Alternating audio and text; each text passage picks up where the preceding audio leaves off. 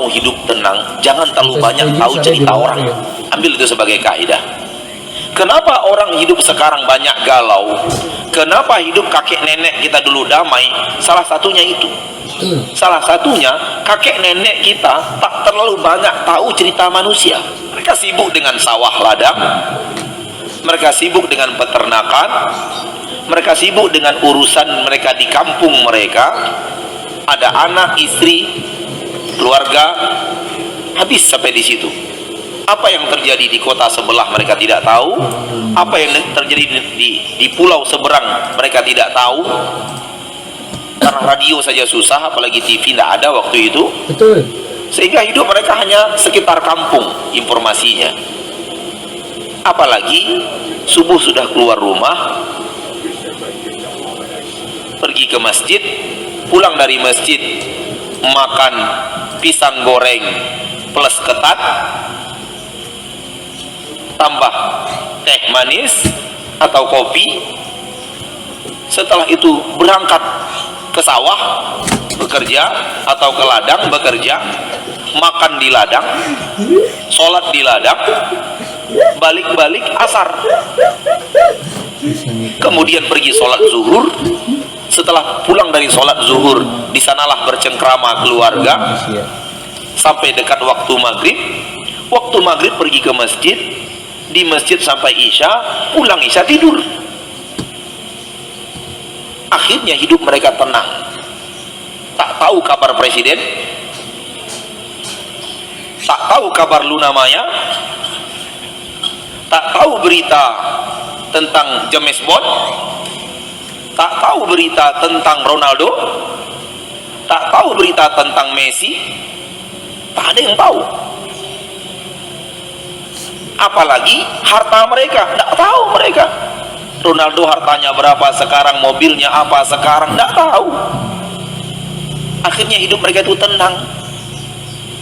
Tahunya pergi sholat, pulang makan ketan goreng pisang, pergi ke sawah, ke ladang, pulang sholat zuhur, sholat asar, bercengkrama dengan keluarga, pergi sholat maghrib sampai isya di masjid baca Quran, pulang tidur.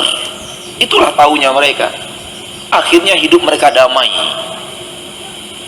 Karena kita terlalu banyak tahu kabar manusia, maka kita semakin tak damai. Bagaimana caranya supaya damai? Mulai potong-potong tuh kabar manusia, potong-potong. Buang dulu kabar manusia penuh maksiat, namanya selebriti, buang dulu.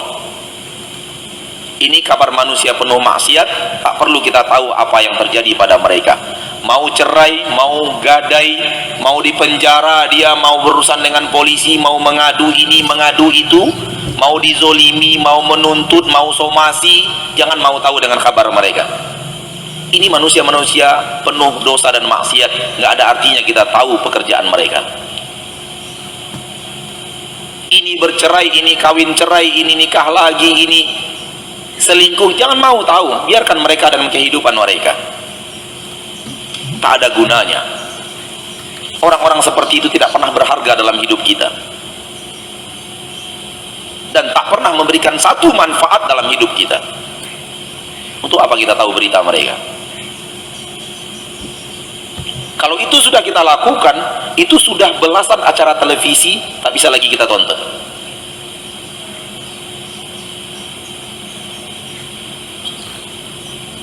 Mulai hilang dari benak kita kehidupan sekelompok manusia, meningkat ke tingkat penguasa, pejabat. Kita rakyat, biarkan pejabat dengan kepejabatannya, biarkan mereka dengan urusan mereka. Ini korupsi, ini diperiksa KPK, ini ditahan, ini tinggalkan berita itu. Itu kita nggak ada manfaatnya, kita orang biasa. Lain kalau Anda mau dilantik jadi wali kota, itu perlu tahu siapa-siapa yang ada di sana, siapa-siapa yang perlu tahu, karena Anda akan memimpin manusia. Adapun kalau Anda hanya orang yang bekerja, pagi ini buka toko, sampai sore, habis itu lanjut sampai malam, pulang lagi, besok buka toko lagi. Untuk apa tahu berita semua itu? Untuk apa tahu Kakanwil? Untuk apa tahu kepala dinas? Untuk apa tahu siapa ini siapa itu? Untuk apa tahu? Nggak ada perlu tahu. Dan berita-berita mereka tak perlu tahu. Sikirkan lagi sekelompok manusia bernama pejabat. Kalau dua ini saja kelompok manusia sudah antum hilangkan dari hidup antum, antum tidak peduli lagi dan tidak peduli lagi dengan apa yang mereka lakukan, percayalah, kalau antum lakukan sekarang, kita ketemu 2 bulan lagi, antum akan mengatakan kepada anak, benar Ustaz, semenjak saya tak tahu lagi kabar mereka, ada sesuatu yang terjadi dalam hidup anak.